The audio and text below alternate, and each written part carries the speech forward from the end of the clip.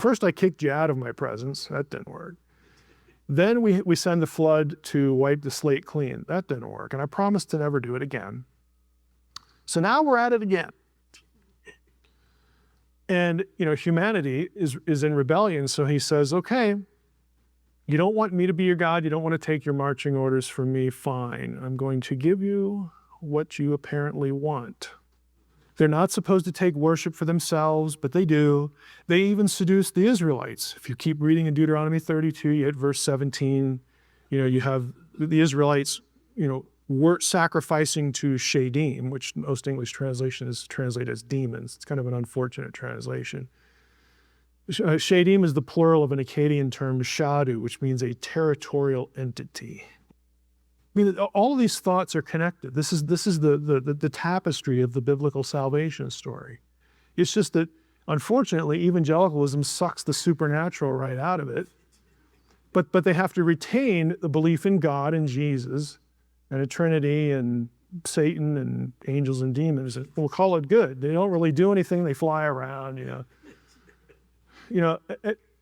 and somehow it's okay to be a supernaturalist there, but not okay over here. If we read through the whole chapter, and I won't do it for the sake of time, you will all notice a second thing. The judges, the people who are appointed, are never called Elohim. Not once.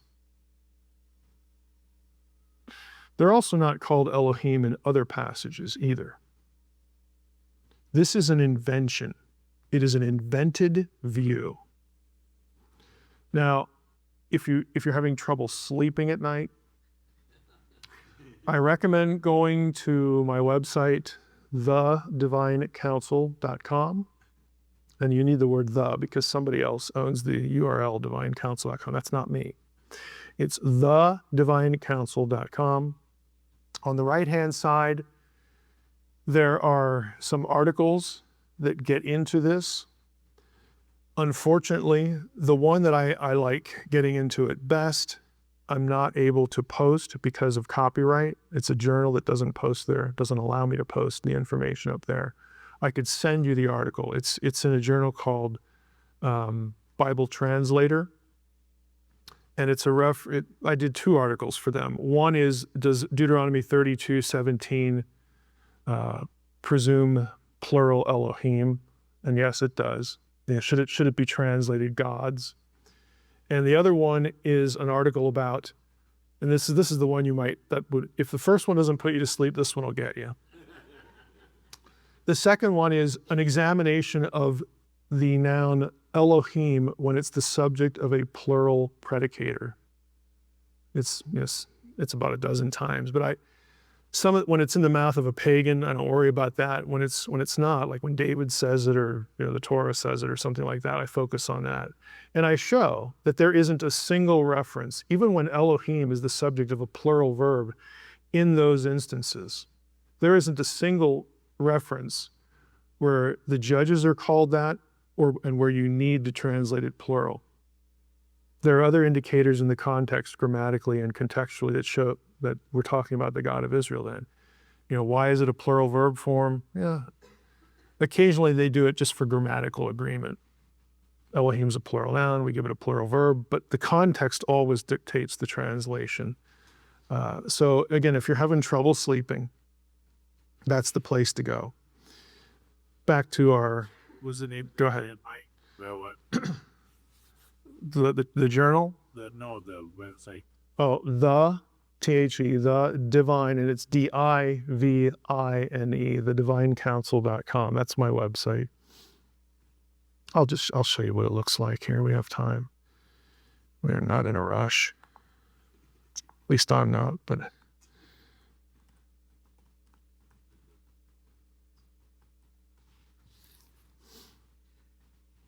See, I have my name at the top because I need to do that because the other one I don't own.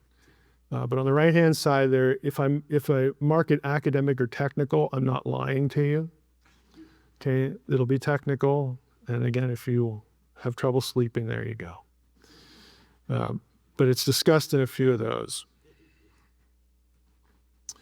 So Exodus 18 really isn't a good piece of evidence for the idea. Skip that because I use the software here.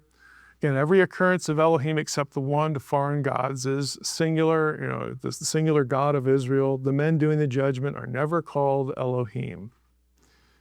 Again, I just threw this other slide in. It's not a description of Sinai because Psalm 82 never mentions Sinai. You can read the whole chapter. You're not going to find Sinai in there. You can put it in if you want. Okay. I mean, the lightning bolt's not going to come from heaven, although many times I wish it would. When people do this to Psalm 82, but, there you go. Now, the right view, because it's supported by the grammar and the context, is that the gods here are divine beings. Here's Psalm 82, verse 1. God has taken his place in the divine council. Amidst the gods, he holds judgment. Gods here, Elohim, here's the first God, second Elohim. They're both Elohim. I talked about this yesterday. This one is singular because the verb form that it goes with is singular. It's very obvious. Plural, and you can't be in the midst of one. Okay. Well, maybe this is like the Trinity. You can be in the midst of the Trinity, Mike. Well, good for you, because God's going to proceed in verses 2 and 5 to tell the members of the Trinity that they're corrupt and they're going to die like men. How's that work? That doesn't work real well.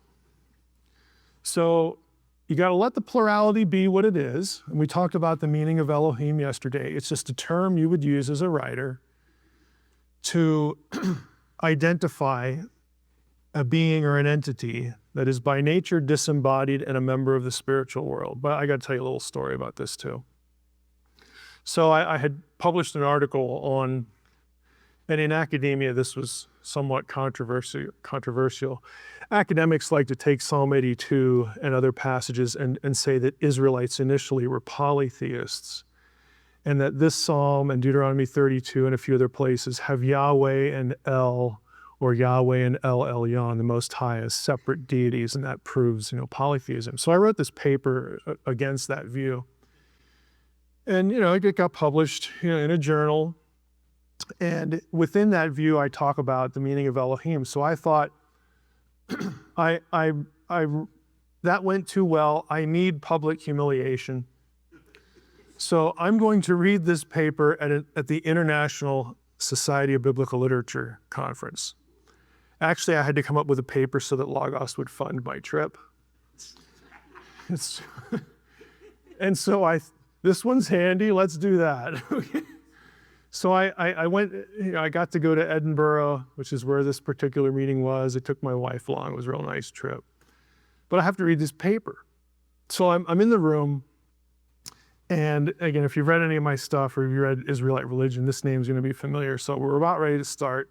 And in walks Nicholas Wyatt. He's a professor at Edinburgh.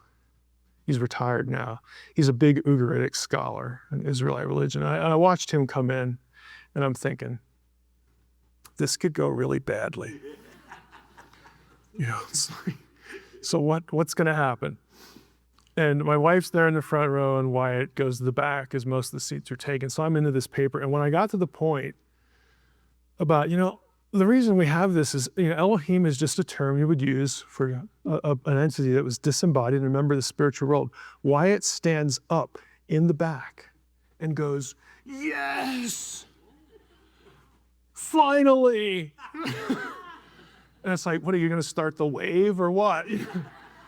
But he was so excited that somebody figured it out. And it's like, well, this could go pretty well now. But I didn't know. He hadn't done anything on it. But it was just a nice, good. And I chatted with him afterwards and thanked him for his enthusiasm.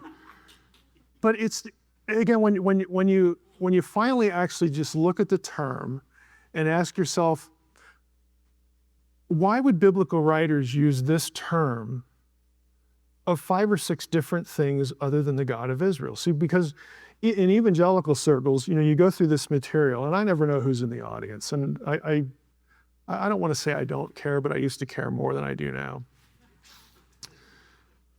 I know this creeps people out because we are taught, and our brains just move this way because we're taught by Western culture and our own Christian tradition. We are taught that the letters G, O, and D equal all these words are important, a specific set of unique attributes. Omniscience, omnipresence, eternality, sovereignty, all that stuff. We are taught that when you see the letters G, O, and D, those are, that word goes with these attributes. It's incorrect for obvious reasons. The biblical writers did not think about the word Elohim the way we are taught to think about the letters G, O, and D, because they use Elohim of different things than the God of Israel. So if Elohim is about a unique set of specific attributes, then those other Elohim have those attributes, including like the disembodied dead. I'm sorry, but like my dead aunt is not at an ontological level with the God of Israel. And no Israelite would think that, at least if they were sane, or like they were even had a whiff of orthodoxy about them. I mean, this one, the way I summarize it is, look, you've got a lot of Elohim. It's just another way of referring to spiritual beings. That's all it is. And in the spiritual world, there's a lot of these. You got the realm of the dead. You've got, the presence of Yahweh himself, the afterlife idea. You've got the gods of the nations. You've got, Ashtaroth and Chemosh in the Hebrew text. They're called Elohim. They are not at the level of the God of Israel. And no Israelite, no biblical writer anyway, is going to think that. If you walked up to Abraham and you said, "Hey, Abraham, are there other Elohim?" He'd go, "What, duh." And okay, good. And all the Elohim are basically the same. He'd probably just punch you in the face. Okay, Abraham does not believe we're all the same. Biblical writers do not believe they're all the same. How do we know that? Because biblical writers talk about this one, Yahweh of Israel, in ways that they never talk about the other ones. You don't get that theology from the word Elohim. You get that theology from reading your Bible. Just how God is described as opposed to how the others are described. And there's a disconnect there. So Yahweh is an Elohim. There's a bunch of Elohim. Yahweh is one of them, but none of the other Elohim are Yahweh. That's what a biblical writer believed. That is not polytheism. See, we think polytheism because we're taught G, O, and D denotes a specific set of attributes. It doesn't. It denotes a divine being, a supernatural being. It's a way that they would use to refer Elohim of, you're a disembodied member of the spiritual world.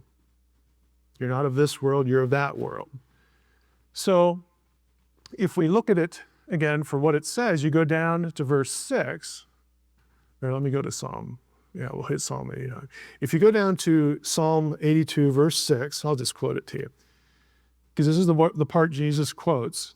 You have God, the God of verse 1 here, addressing the other Elohim. He reams them out in verses 2 through 5. You have failed your charge. I assigned you to the nations. This is the Deuteronomy 32 worldview, because the psalm ends in a very particular way that reinforces that. You're corrupt, you're wicked, you're evil. You get down to verse 6. I said you are gods, you're Elohim, all of you, sons of the Most High. Sons is plural. But you're going to die like men. You're going to fall like any prince, or you could translate it any shining one, any lesser being. Okay, I'm the one who has control of life and death.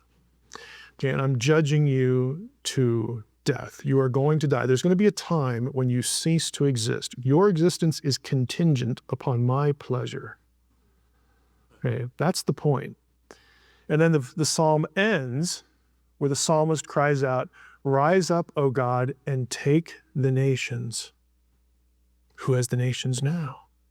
It's the sons of God. It's Deuteronomy 32:8, and a whole bunch of other verses. Okay? If you've read Supernatural or Unseen Realm, this is familiar term.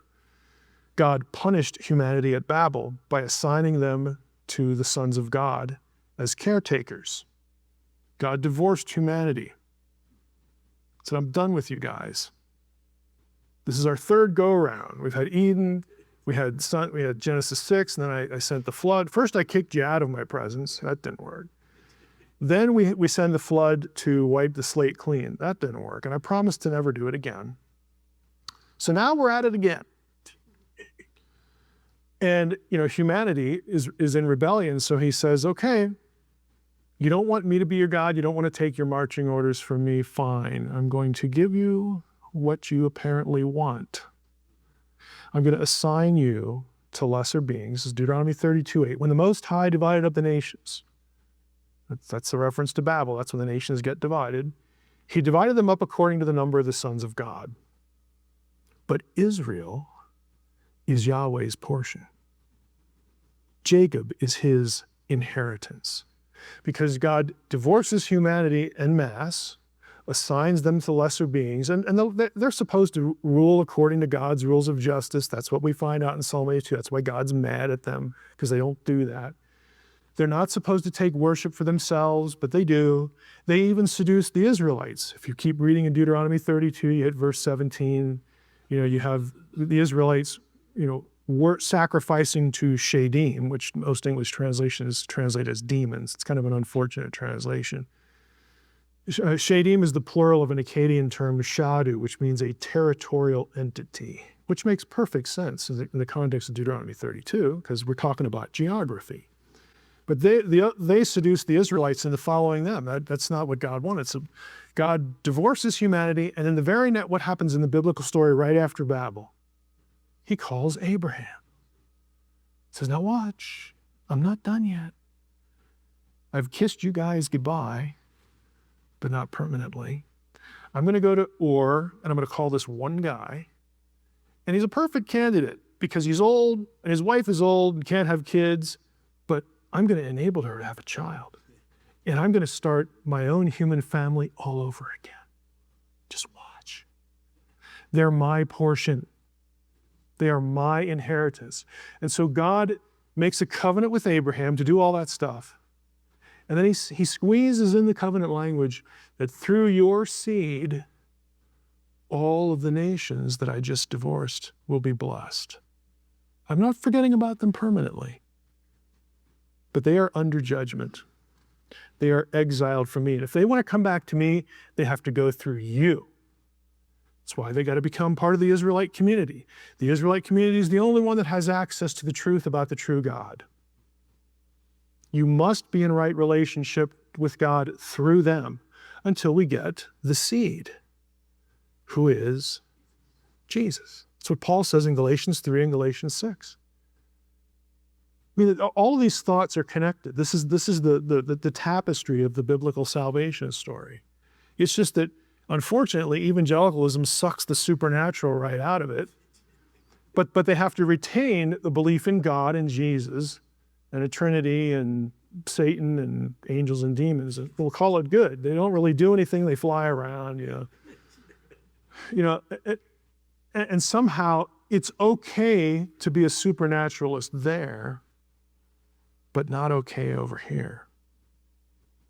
I got news for you. Nothing we believe is going to appeal to a rationalist mind, to a materialist mind. Nothing we believe is normal and respectable to them. But for some reason we think, well, this isn't going to make people laugh at me, but this will. Why?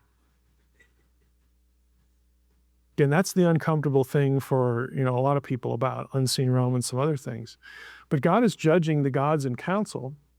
And some people will say, well, these are men, and God consults with them, or they consult with God, and then they're the judges and they make decisions.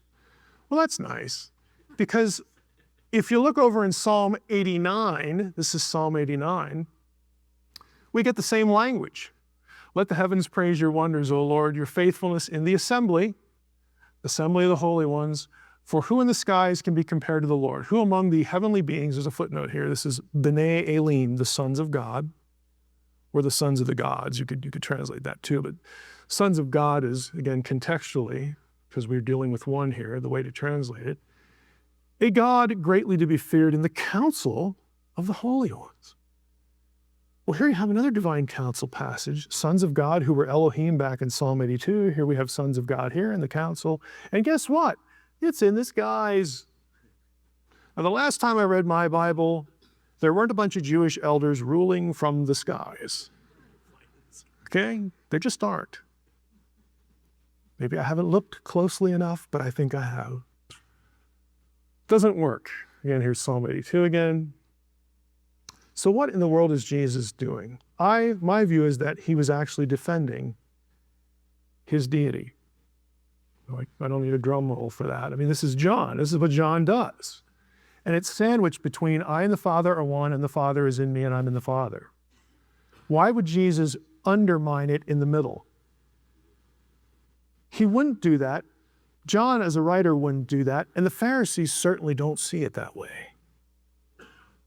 So you've got everything in the context going against the dominant majority view. I'm just telling you, pick up a commentary on John, and it's going to land on the human view. And you're going to scratch your head and you go, why? Well, I mean, that just doesn't make any sense. It doesn't have to make sense, citizen. No, move along. There's nothing to see here in Psalm 82. I mean, that's essentially what you get. And it's because people haven't been forced to sort of deal with it. If you're in Old Testament, you're in a doctoral program or something like that, you're confronted with this on the first day. I mean, critics love to throw this stuff at you. And it's your field, so you have to read all the literature about it. People in New Testament or systematic theology or churches, they don't have to read it. They're lucky if they ever hear of it. It's just the way it is. So if we take the divine view, here's what I suggest. Here's John 10. You know what? We got I and the Father are one. He quotes Psalm 82 right here in the middle, and then he's going to reinforce the claim down here. So what is he doing? I would suggest this. See if I need this slide or not. I don't. He's not saying, I'm just like you. That's the mortal view. Think with me here. When Jesus makes the statement and he watches them start to pick up stones, he knows that he's pushed a button. And so he's going to draw on their knowledge of the text. He says, okay, calm down, fellas. Doesn't it say, I said, you are gods? And he quotes Psalm 82, verse 6. Now, he knows that they know the psalm. And because they know the psalm, they know immediately that, okay, sons of God in Psalm 82 are more than men. So the first stroke of Jesus is saying, you know, your own scriptures tell you that there are sons of God that are more than men. And the scripture cannot be broken. It's not lying to you. And then he follows that by saying, the Father is in me, and I am in the Father. And he's already told them, I and the Father are one. So Jesus, I can just summarize the rest of what we're doing this morning. Jesus quotes Psalm 82 to make 2 points. One, there are sons of God in your own Bible who are more than men. They are supernatural beings. So he's put himself into the psalm. So he's saying, I'm more than a man. But I'm not just one of them. I'm not just one of that group, the sons of God. There's something about me that's different. And I've already told you what it is. I and the Father are one. The guy presiding over the council who is sentencing these Elohim to death, that's me. I and the Father are one. The Father is in me, and I am in the Father. He's sticking it to them. That's what he's doing. He's using their own text against themselves. And the scripture cannot be broken. That's what he's doing. It's completely consistent. It's totally awesome. Jesus does this kind of stuff all over the place. I mean, there are really, I don't want to use the word clever because that sounds a little devious, but Jesus and other New Testament writers, they know how to push buttons in their audience. They don't throw things away. It's just for us, it's easy to read over it, or we've been trained, like in this case, to not see it. But Jesus is completely consistent. He is not backing off. And you can tell at the end of John 10, they sought again to arrest him. They want to put him on trial. They want to put him to death. They're not saying, oh, okay. You're just saying we're all sons of God together and we're all kind of part of the same family. Okay. That is not their reaction. They know what he's doing. And they don't like it.